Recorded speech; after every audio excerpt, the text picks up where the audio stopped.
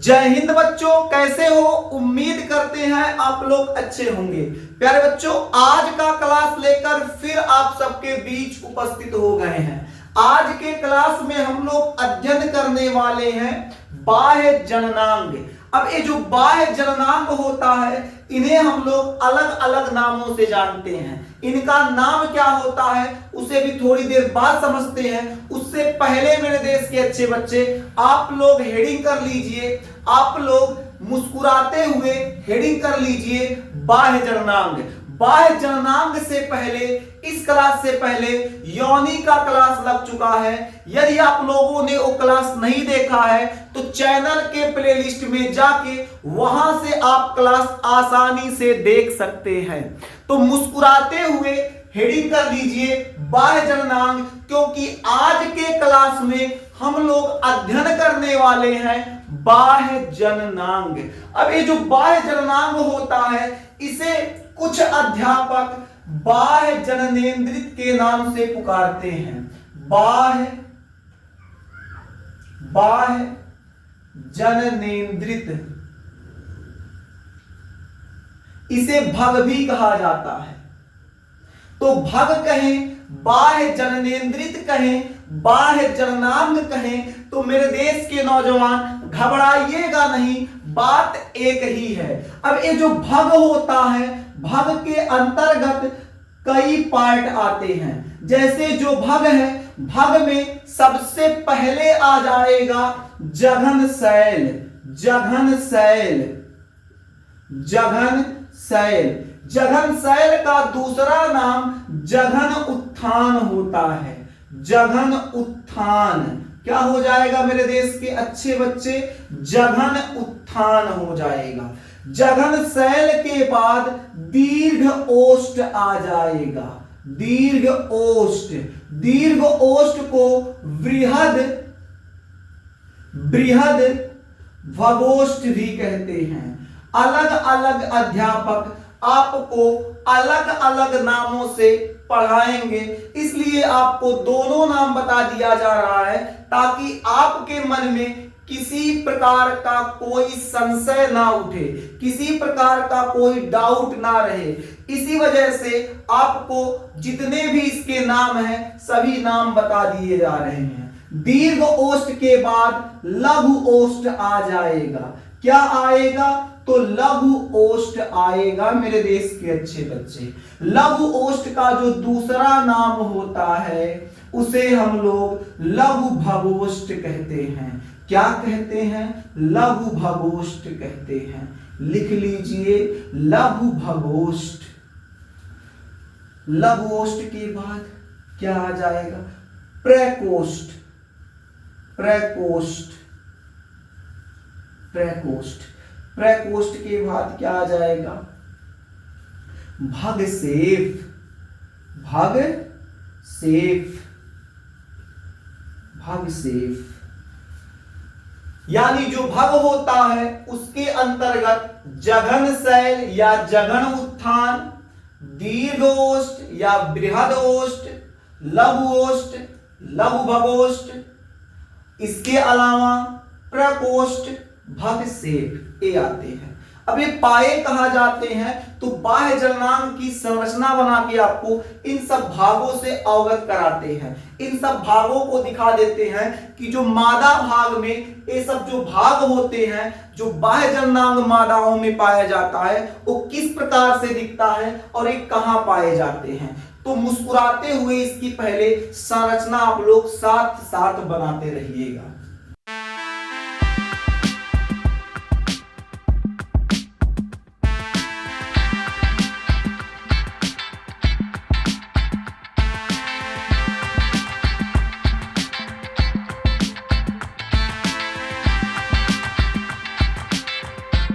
देखिएगा यहां पर जो बाह्य जननांग होता है, बाह्य जननांग में ये जो पार्ट दिखाई दे रहा है इसे गूदा द्वार कहते हैं। क्या कहते हैं मेरे देश के अच्छे बच्चे?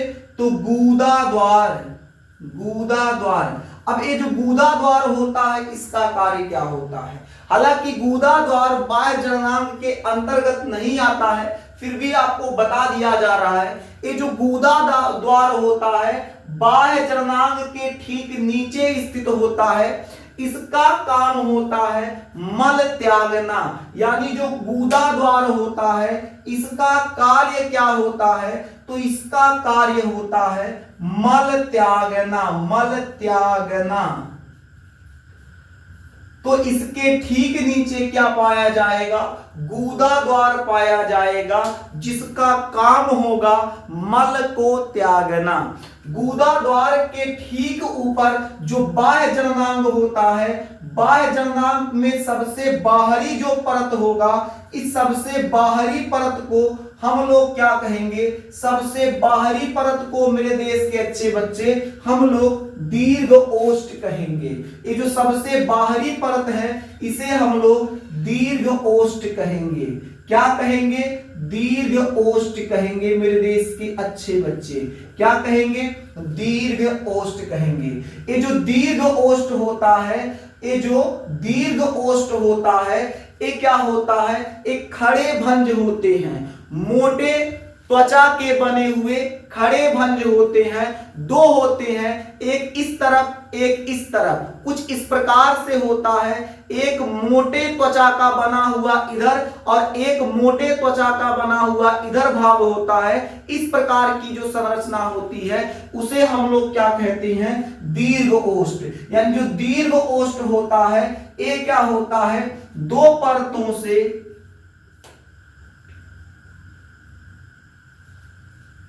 या लिख सकते हैं यह दो भंजों से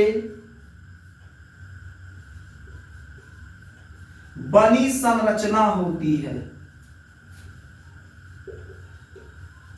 यह दो भंजों से बनी संरचना होती है। अब ये जो दो भंजों से बनी संरचना है जिसे हम लोग दीर्घ ओष्ठ कह रहे हैं, ये वास्तव में वसा की बनी होती है।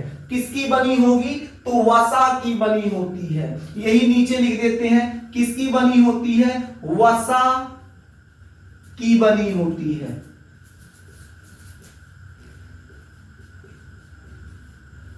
एक बार चेक कर ले रहे हैं कहीं कट तो नहीं रहा है, चेक कर लेने दीजिए, एकदम बिल्कुल सही है, कोई दिक्कत नहीं। यह दो भंजों से बनी संरचना होती है। यह किसकी बनी होती है, तो यह वसा की बनी होती है। किसकी बनी होती है, वसा की बनी होती है। ये जो दीर्घ ओष्ठ होता है, ये जो दीर्घ ओष्ठ होता है, इसके बाहरी परत पर बाहर की तरफ रोम पाए जाते हैं। अब रोम ना समझिए तो बाल समझ लीजिए।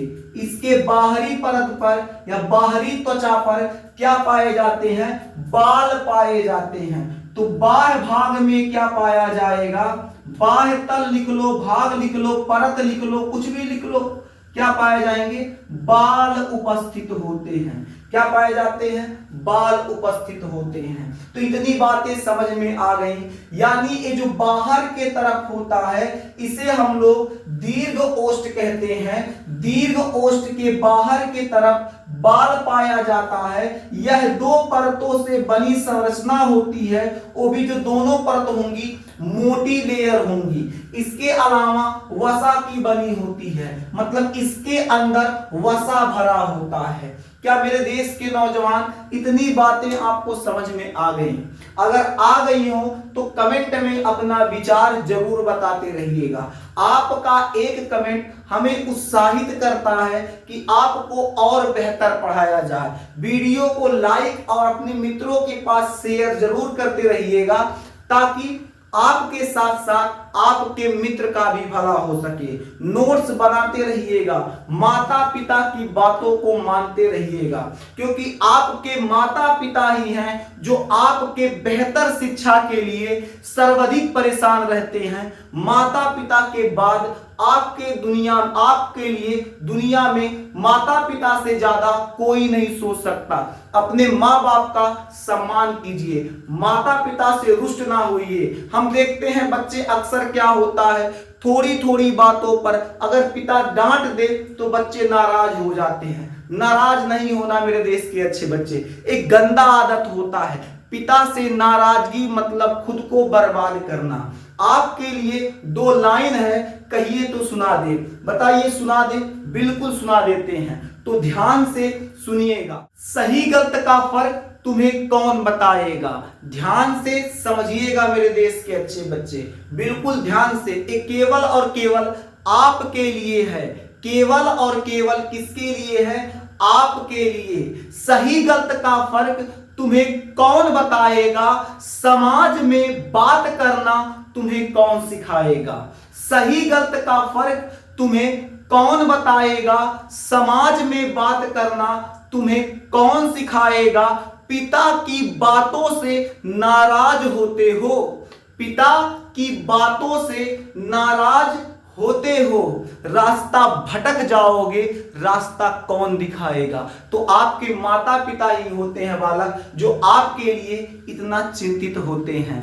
आइए हम लोग आगे बढ़ते हैं। तो अभी आपको क्या पढ़ाया गया है? दीर्घ ओष्ठ। दीर्घ ओष्ठ के ठीक नीचे बाबू, दीर्घ ओष्ठ के ठीक नीचे लघु ओष्ठ पाया जाता है। ये क्या है? लघु ओष्ठ। दीर्घ ओष्ठ के बाद क्या पाया जाएगा? लघु ओष्ठ। ये हो जाएगा लघु ओष्ठ।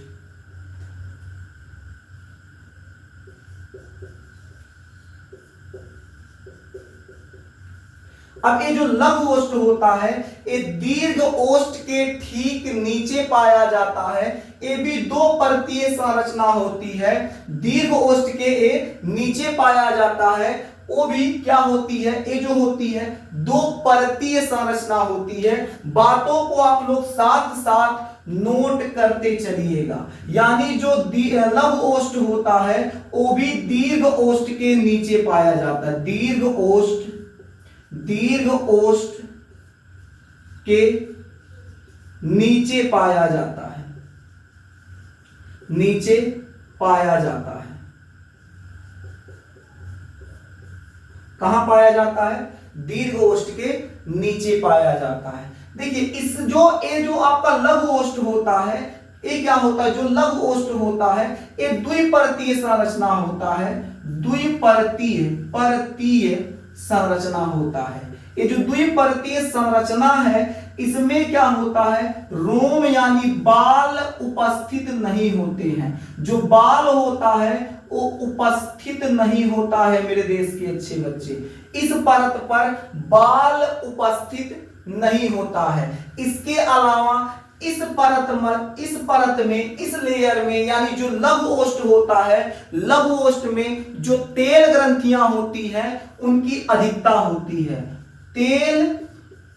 तेल ग्रंथियों की क्या हो जाती है?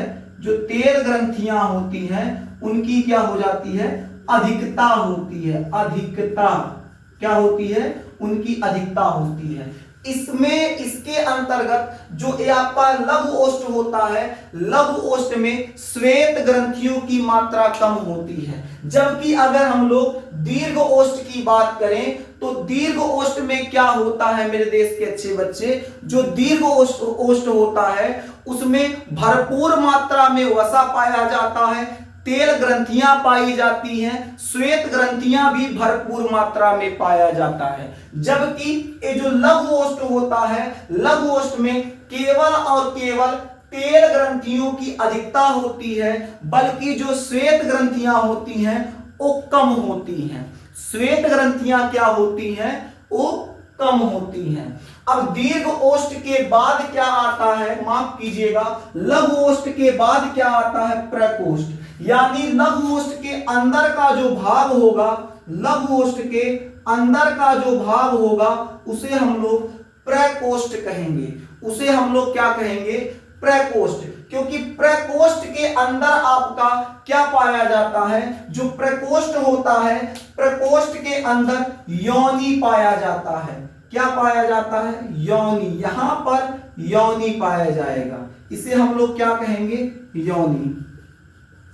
अब योनि जो होता है, योनि का जो पूरा पार्ट है कैसे क्या होता है, पूरी जानकारी इससे पहले वाले क्लास में दे चुके हैं। यदि आप लोग नहीं देखे हैं तो क्लास आप जाके देख लीजिएगा। यानी जो आपका प्रकोष्ठ होता है, प्रकोष्ठ के आंतरिक भाग में योनि पाया जाएगा। योनि के ठीक ऊपर दो ग्रंथियां पाई जाती हैं जिन्हें हम लोग बार्थोलिन ग्रंथियां कहते हैं। क्या कहते हैं? बार्थोलिन ग्रंथियां।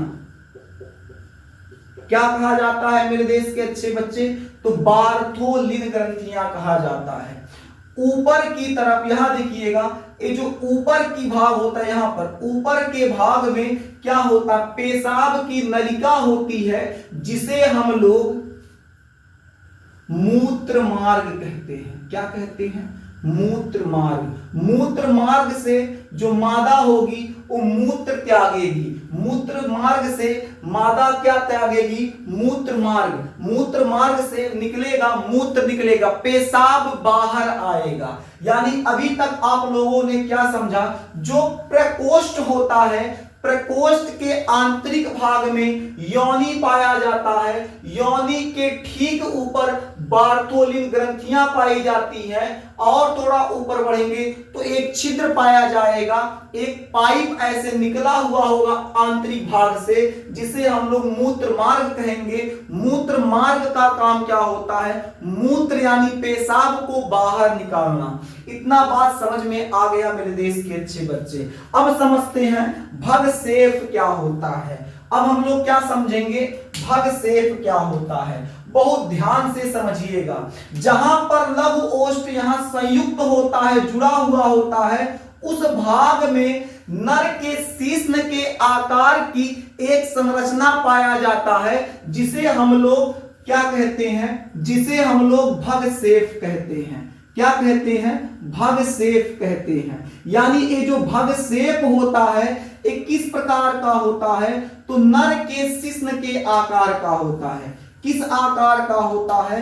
नर के शिश्न के आकार का। नर के शिश्न, नर के शिश्न के आकार का होगा। नर के शिश्न के आकार का होता है। अब इसका काम क्या होता है? इसका काम होता है मैथुन क्रिया के दौरान उत्तेजना उत्पन्न करना। इसका काम क्या होगा? मैथुन क्रिया के दौरान उत्तेजना उत्पन्न करना। यानी जब नर और मादा दोनों आपस में सेक्सुअल रिलेशन बनाएंगे, संबंध बनाएंगे, उस समय क्या होगा? जो पेनिस होगा इसको स्पर्श करेगा, भगसेप को स्पर्श करेगा। क्योंकि जो भगसेप होता है नर के शिश्न के समान एक छोटी सी ग्लैंड होती है जो ऐसे निकली होती है, जो जब नर का पेनिस ऐसे इस पे स्पर्श करेगा तो ये रगड़ खाएगा। रगड़ खाने से क्या होता है? मादा के अंदर उत्तेजना बढ़ती है, जिससे मैथुन क्रिया क्या होता है? मैथुन क्रिया में सुगमता आती है, मैथुन क्रिया आसान हो जाता है। अगर आपसे पूछ लिया जाए भगसेप क्या होता है तो आप कहेंगे नर के शिश्न के समान लघु ओष्ठ के ऊपरी सिरे पे जो संरचना पाई जाती है उसे भगसेप कहते हैं। इसका काम क्या होता है? उत्तेजित करना, उत्तेजना उत्पन्न करना। उम्मीद करते हैं मेरे देश के अच्छे बच्चे आपको क्लास समझ में आ रहा है। क्लास अगर समझ में आ रहा हो तो मेरे देश के अच्छे बच्चे एक काम कीजिएगा, वीडियो को अपने मित्रों के पास शेयर जरूर कीजिएगा। अगर आपका मित्र क्लास 12th में है और बेहतर बायोलॉजी पढ़ना चाहता है तो हमारे इस क्लास को शेयर कीजिएगा। A to Z, जीरो से हीरो पूरा उसको बना के छोड़ेंगे बायोलॉजी में। इस सुरेंद्र सर का वादा है प्यारे बच्चों।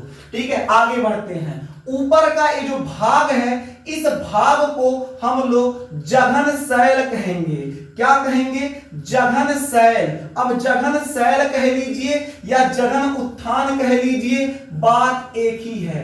जघन शैल, जघन शैल बोलेंगे। अब क्यों जघन शैल बोलते हैं? क्योंकि ये जो जघन शैल होता है ये वसा, देखिए 3 चीजों से मिलकर जघन शैल बना होता है। किससे मिलके बना होता है पहले इससे बता देते हैं। ये जो जघन शैल होता है 3 चीजों से मिलके बना होगा।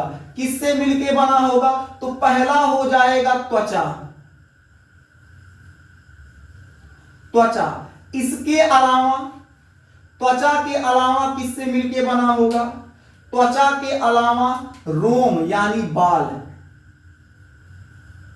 रोम के अलावा प्लस ऊपर लगा देते हैं, रोम के अलावा वसा।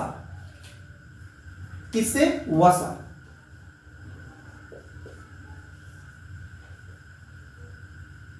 यानी ये जो जघन होता है 3 चीजों से मिलकर बना होता है, त्वचा, रोम, वसा। त्वचा, रोम, वसा। त्वचा, रोम, वसा से मिलकर जघन शैल होता है, बना होता है। ये जो जघन शैल होता है इस भाग पर भरपूर मात्रा में बाल उपस्थित होते हैं। भरपूर मात्रा में यानी सघन मात्रा में क्या उपस्थित होते हैं? बाल उपस्थित होते हैं। इसलिए इससे नाम क्या दिया गया है? इसे नाम दिया गया है जघन शैल या जघन उत्थान। मेरे देश के बच्चे, अगर आप लोगों को एक क्लास समझ में आ रहा है तो लाइक पुनः कहते हैं कर दीजिएगा, बहुत जरूरी होता है। आपका एक लाइक जो है हमें उत्साहित करता है कि आपको बेहतर से बेहतर पढ़ाया जाए, आपको अच्छा सा अच्छा ज्ञान दिया जाए। अगर आप लोग इतना पूरा समझ चुके हैं तो मेरे देश के अच्छे बच्चे इसे नोट कर लीजिए। आज का क्लास यहां पर कंप्लीट होता है। फिर मिलेंगे आपसे अगले क्लास में, तब तक के लिए जय हिंद।